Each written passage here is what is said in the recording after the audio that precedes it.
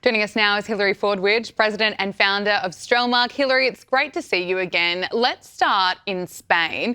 Over the weekend, we saw thousands of locals in Ceuta protesting, many calling for the Spanish Prime Minister to resign. Let's just take a look.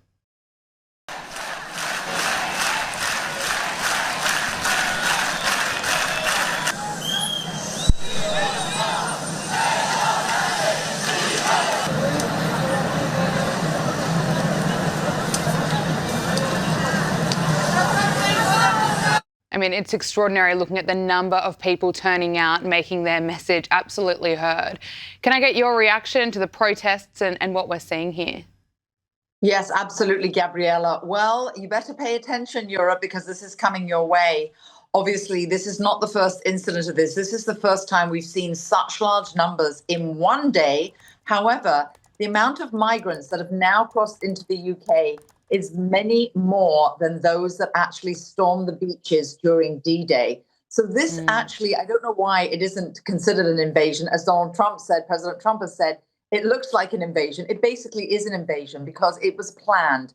Now, when I've seen many interviews with lots of these migrants, and obviously this was the Moroccan government encouraging them to do so, and also Pendres of the Spanish Liberal Prime Minister, he actually gave concessions to over 1 million migrants, giving them concessions and enabling them to remain in Spain. So there was an incentive, both the pull factor and the incentive to go. But as for the local people, last but not least, Gabriella, I've actually seen where young women have gone out with their dogs because they say that they are not safe, the police aren't protecting them, and they have to protect themselves. Wow. Hilary, there are also concerns that there could be a second wave of crossings in Ceuta, unconfirmed reports, but there's some social media activity indicating that there could be. And it's interesting hearing from some of those locals that they're calling for the Spanish Prime Minister to resign over immigration. Hilary, I also want to get your thoughts on Spain and Italy right now fighting over immigration concerns. Well, yes, just to your first point, which was absolutely accurate, we've seen chants in the street. The crowds you saw earlier, they were actually chanting for him to resign. And with regard to the 70,000, this has to have been planned and incentivized because 70,000 people never decide to do exactly the same thing in the same moment. So it's a no-brainer. Now, with regard to what's happening, Meloni in Italy, Giorgia Meloni, the Prime Minister of Italy, of course, doesn't want to have any of these now migrants then actually obviously traveling over to Italy. So she's basically shut the borders to the Spanish, any kind of Spanish flights or trains coming to Italy. They're having restrictions on them. And now Spain is retaliating, doing the same thing. So this is really tit for tat. And it's just sort of performative because, of course, the issue is going one way at the moment. It is very performative, isn't it? But I think Giorgia Meloni has a lot of support putting her country first. And it's interesting watching the reaction, trying to put some border measures in when it's potentially too late. But you mentioned Europe's immigration crisis. I want to get your thoughts on the new UK Prime Minister, Andy Burnham. I mean, he's got his own problems when it comes to immigration, but he's going on a listening tour to hear about cost of living concerns because he needs to do that, apparently. This comes, of course, after his holiday, after just 2 weeks in the top job. And he's been very reluctant to speak about immigration. I mean, he was dragged kicking and screaming to comment about it. So bring us up to speed on this listening tour and his leadership so far. Right. Well, a couple of factors here, actually. Initially, when he first got into power, which, of course, and for those that don't know, he wasn't elected by the public. This was not an election. This is actually thwarting all democratic principles because Sir Keir Starmer resigned. He is a self-described by himself, the King of the North. Obviously, he was a former mayor of Manchester. So running a city in England is not the same as obviously being a prime minister because money is basically given to you to spend. You don't have to do anything in terms of actually decision making. It's not like in the US, actually. If someone's been a governor of a state, that's actually a very good sort of prep for being the president of the United States. So this was no prep. Being a mayor of a city is very different. Now, back to this listening tour that you raised, the listening tour. It's absolutely ludicrous, Gabriella. First of all, he went on holiday. So he came into office, went on holiday. If you've just become Prime Minister of the UK, excuse me, but you cancel your holiday. A listening tour is ludicrous. What my prediction is, he's doing this basically as a sort of covert pre-campaign move because he knows there's all this angst with regard to the fact that he wasn't elected. it's in his interest right now, while the right is in disarray, the Reform Party and the UK under Nigel Farage, the Reform Party, and the Unite the UK, the right needs to be united, because right now they are so absolutely having issues that if Andy Burnham was to call an election today, the Conservatives are in disarray and the right is in general. So that's my prediction why he's doing this. Because last but not least, he doesn't need to listen. All the polls show the same thing. It's cost of living crisis and the migrants. Everybody knows that across the UK. Every poll shows it. And you look at some of the protests that have taken place over the summer times in different parts of the UK. I mean, so many people have made their voices heard. I don't think he needs to go on a listening tour. I mean, you look at the people protesting against the record levels of immigration, the problems when it comes to the border. You know, even today, British ministers are bracing for the further arrivals of people crossing on the over the channel. So surely he knows exactly what the problems are, immigration and cost of living, and he could get to work. Anybody does. The polls have showed that. That's every single poll. YouGov has it, and every other UK poll. And when you've seen, as you mentioned, the protests, let alone, for example, there's a town just in the south of England called Piddington, absolutely beautiful little town. They're going to be housing migrants there more than the actual, I believe it's only about less than 300 people live in this lovely little village.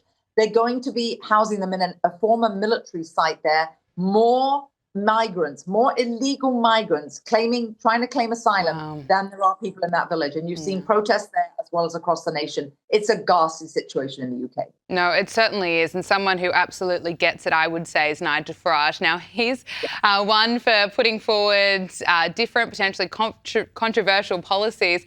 He's now opened talks with El Salvador on potentially deporting all foreign criminals to El Salvador's prisons should he become the Prime Minister. So this is a report out of The Sun that's revealed that a reform delegation would head to the Central American country within months for feasibility discussions with its governments. What do you make of this one, Hilary? I think this is absolutely a great idea. It would act obviously as a deterrent. One of the main issues that you have with all these illegal migrants is that there are pull factors. If you disincentivize people from doing things, they don't do them. So now if you're going to commit some kind of crime, you're less likely to if you know you're going to be sent to the abhorrent conditions in these El Salvadorian prisons. And by the way, the reason there's been objection to this before, and in the US, actually, President Trump has actually opened a dialogue also with El Salvador for these prisons to rent some of their space, just like Nigel Farage has done. And Gabriella, what's absolutely ludicrous, the people that are against it say, well, the conditions are so terrible. Why are we pandering to and giving cozy cells to people that have committed such dreadful crimes? I actually think Nigel Farage is doing something very sensible. The other thing that he's doing that's very sensible, he's even said he would deploy, finally, the Royal Navy to stop all these migrants coming over. Why this hasn't been done before, I don't know, because every single young man that lost their lives in the First World War and Second World War must be rolling over in their graves when they're seeing what's happening. Well said. Let's turn to the situation in the Middle East. And the United States appears to be shifting its focus from its military offensive on Iran to building economic pressure. The US president says that Iran should also be compensating the families of those killed during the violent protest crackdown early this year. Look, I think many people would like to see that happen, but how likely is that, Hilary?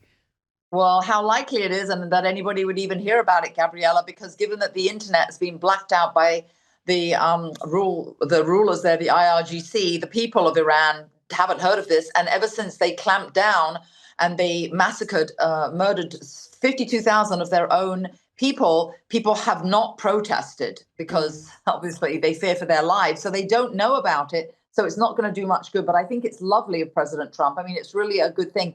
I don't think the IRGC is ever going to agree to that. They also, of course, want to keep the blockades going. They want to also still charge for ships traversing the Strait of Hormuz. So there are so many aspects, including them wanting reparations for all the damage done during the war. It's very tough to see any kind of negotiation being agreed to, except for two things. One, at least the Iranians are actually admitting that they're in negotiations. So that's maybe a positive step. Mm-hmm. And secondly, economic fury, as Scott Bessent, the Treasury Secretary, has said, economic fury, Gabriella, is the one thing they care about. They care about their own cryptocurrencies and they care about their own real estate holdings. That is what's happening to have a big impact. And President Trump needs to stick the course and stay the course, because economic fury would work in the end. The question is, how long? Okay, now staying in the US, I guess, Kamala Harris has posted a bizarre video of herself absolutely panicking as she warns that the Save America Act actually makes you give proof of who you are to vote. Listen to this. Hey everybody, so they're trying to mess with your ability to vote, just to break it all down. You've got the Supreme Court, they just sealed the deal with this case that just came up recently, the Calais decision, which basically took the power out of the Voting Rights Act, which was designed to protect your right to vote. So you got the Supreme Court doing its thing. Then this president is trying to push this SAVE Act, which basically would require that for people to register to vote, you're going to have proof of who you are through a passport, which a lot of Americans don't have, or a birth certificate. Same point, obstacles to make it difficult for you to register to vote. I love that Donald Trump has actually trolled her for this, posting it on his Truth Social, but this is humiliating for Kamala Harris. Well, it's humiliating, yes, Gabriella, in so many ways. Where do I start? First of all, was she sober? Because she didn't seem like she was. That's what most people would do when they're having a drunken stupor. So, yeah, so she didn't seem sober to me. Secondly, she didn't say the fact that if you don't have ID, you can't get on a plane in America. Actually, in a lot of states, you can't buy alcohol. You can't open a bank account. You can't get a mortgage. I mean, what can you do without ID? I live here in the United States. I know. And when she says a passport or a birth certificate, that's what you would have originally needed to obviously get a driver's license, but it's with your driver's license. And that's what you need to vote. And I think the fact that you wouldn't need to show ID to vote when everything else, and so many other things in society you need to, absolutely ludicrous. And what she's doing, and that's why President Trump, of course, is wise enough to troll her. She's pointing out the idiocy of this law, and that what they're actually trying to do is they're trying to give the votes to the illegals, because it's the only way that they could actually eventually ever stay in power.